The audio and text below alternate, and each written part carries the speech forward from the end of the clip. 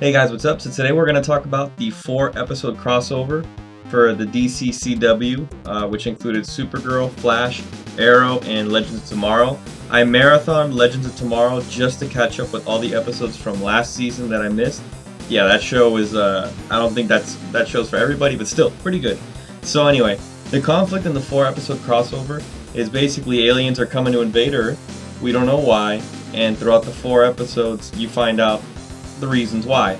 So I'm going to go over each episode individually to let you know kind of more or less what happened in the episode and give a quick review and then my final thoughts on the invasion crossover. So the first show that technically starts off the invasion is Supergirl. Supergirl is the one episode that has the least to do with the invasion. The event just kind of starts at the end of her episode. It's just a typical Supergirl episode.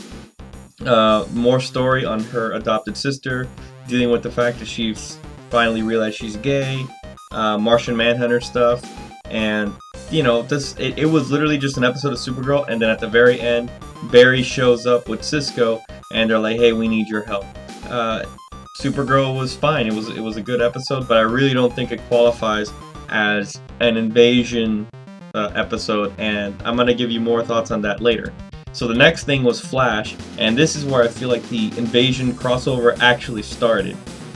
What's happening is they notice aliens are coming down, so Flash jumps through a portal to grab Supergirl. That's the ending of the Supergirl episode that we saw. He gets Arrow together. Arrow takes a break from fighting Vigilante, and he gets the Legends of Tomorrow people to show up. And in this episode, a lot of things gets revealed. They reveal that Flash from the future has left a message with the Legends of Tomorrow group, basically saying not to trust the Flash. Stein, half of Firestorm, finds out that with his meddling through time travel in a previous episode, now he has a grown-up daughter. So Barry reveals the whole Flashpoint paradox that he created, and the episode is basically the characters affected dealing with that. And then at the end, there's a big superhero fight that involves mind control. This was probably the best episode out of the 4 crossovers because you got to see all the heroes together. There was a lot of banter between them. It was very cool to see all the characters together. I was like laughing at all the jokes. There was so many good moments in it. It's a great episode. So then the episode of Arrow comes on, and Arrow, essentially what it was is that a few of the characters that mainly came from the Arrowverse at the end of Flash got abducted by the aliens, and they're being put into like a Matrix type simulation where they're seeing a better version of their lives and they're having the same shared simulation. So in the simulation, Laurel is still alive and she's marrying Oliver. Oliver's parents are all still alive, just hanging out with her parents. Everyone just kind of forgets their old life and they're in the simulation. One interesting thing was that in the simulation, for some reason, Diggle was the Arrow, and he was wearing the original Arrow costume, which I found awesome. And, throughout the episode, they realize they're in a simulation and they try to get out of it. I felt like this was a great episode because as far as an Arrow episode, it was the one episode that did not have flashbacks, so bravo, no flashbacks in Arrow, that's a good time. And besides that, it wasn't a flashback, it was showing you old characters today. And I felt like it was something that if you've been a fan of Arrow since the beginning, it was kind of like a nice little nod to like, hey, look, this is where Arrow came from. Look how far they've come. Look at all these characters you forgot about. And in order to break out of the simulation, they have to fight some of the big arch villains from the previous seasons of Arrow, which include Deathstroke, Malcolm Merlyn, and Damien Dark. It's a pretty good episode. It hit me right in the feels. There's a lot of emotions going on in that episode because you get to see Laurel alive again. Sarah gets to see Laurel alive again. Oliver has an actual good relationship with Detective Lance. It was a good episode. Not too much action, just enough, but it was the one that I think was the least action heavy. So then, by the end of that episode, they find a way to escape through an alien pod for convenience sake, and they meet up with the Legends of Tomorrow group that have been still floating around in space with the Wave Rider, and that carries us into the last episode of the invasion, which is Legends of Tomorrow. In this episode, everything comes together You find out that the reason why aliens were invading is because they have a fear of metahumans, specifically Barry, because they know Barry is able to time travel. Cisco finds out that another reason why the aliens are there is because they're meddling with time. They actually went back to like 1952, I think, to when the first aliens had actually come to do like a reconnaissance mission that was then covered up by the government. Because they interacted during that time, the aliens knew about metahumans and they knew what kind of threat metahumans could become. And so Cisco kind of realizes, wow, he's been mad at Barry this entire time for creating a flashpoint, but Cisco created his own fuck up in time as well. And the episode ends with an awesome team up in present day where they all team up against the aliens.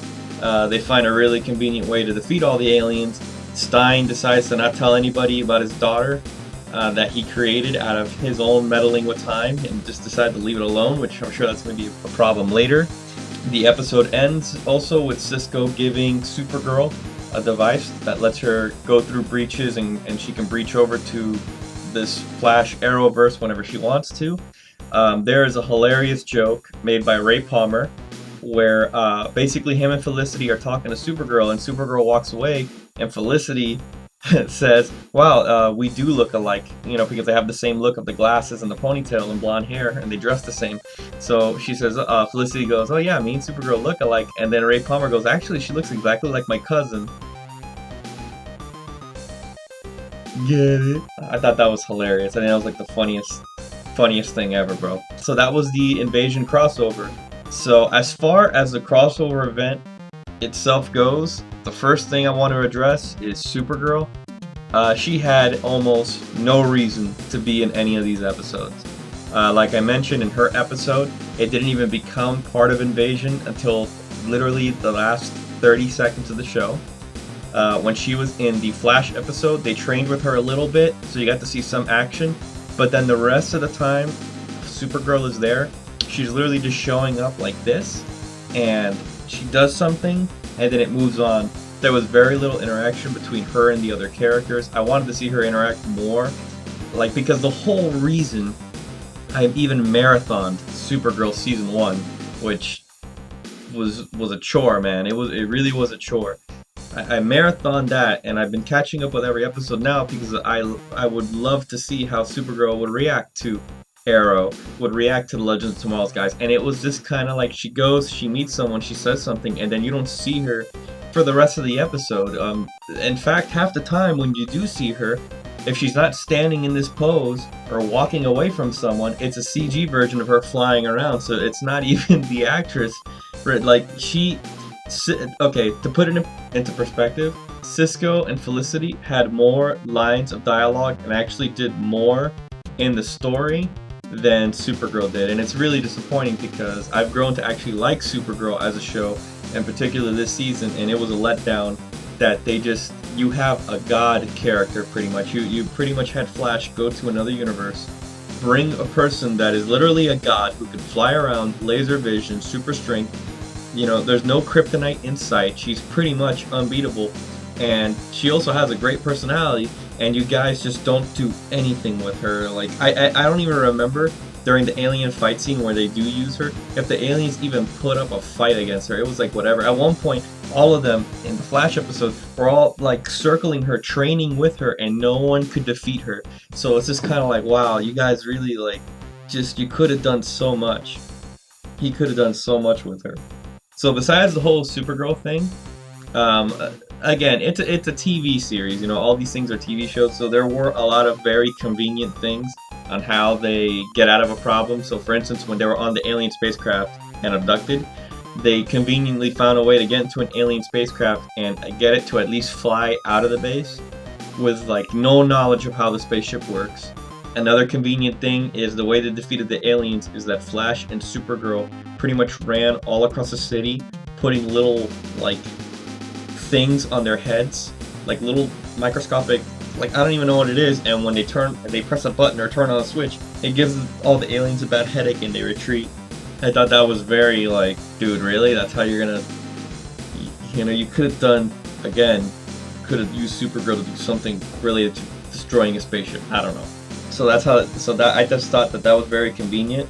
But besides that, I was very impressed with the crossover episodes. I think out of all the crossovers that DC and CW have attempted with these shows, this one was the best because it gave you.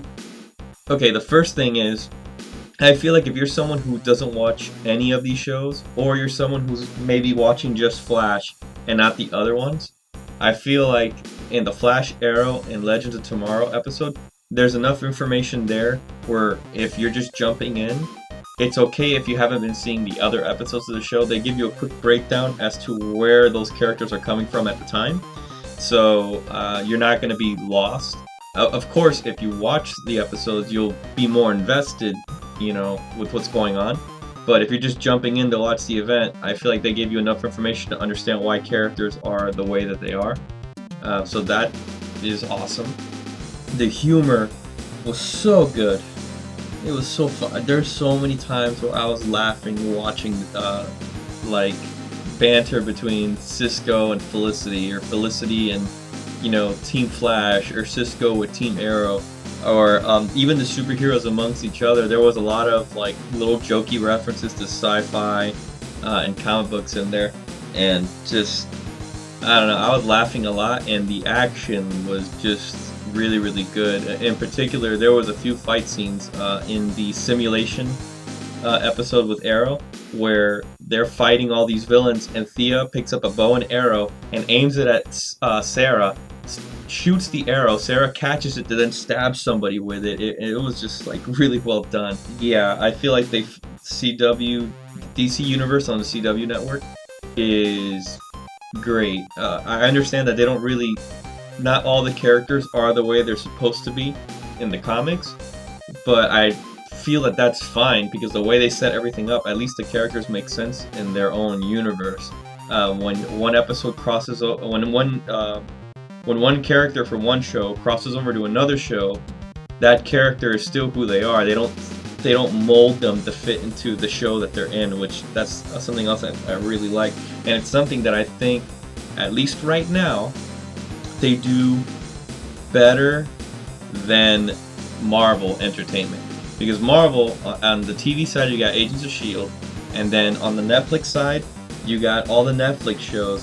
But I feel like, as far as they have basically 4 different storylines going on, and then they decided, right before the mid-season finale, they're going to cross over, and it's going to be great, it's going to be a good time, and then before the season finale, they're each going to have their own season finale, and it's all going to make sense.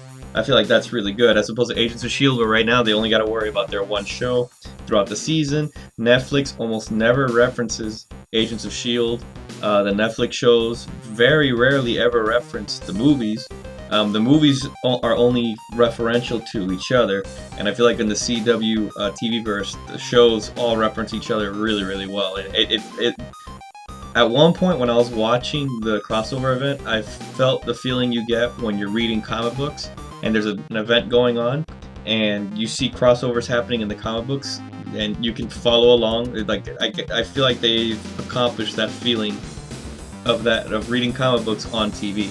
I feel like this is a really good thing for CW and DC. Now, if only the movie side of the DC universe was like this, I don't mean that it has to be as funny or as jokey or anything like that, but I just feel like respecting a character and giving a character time to grow before crossing them over with something else, I think that's something that the movie side can learn from the TV side. Because the TV side right now, CW is kicking ass with these DC characters.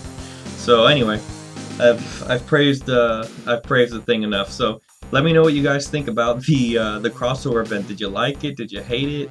What was your favorite part? Just let me know at the bottom.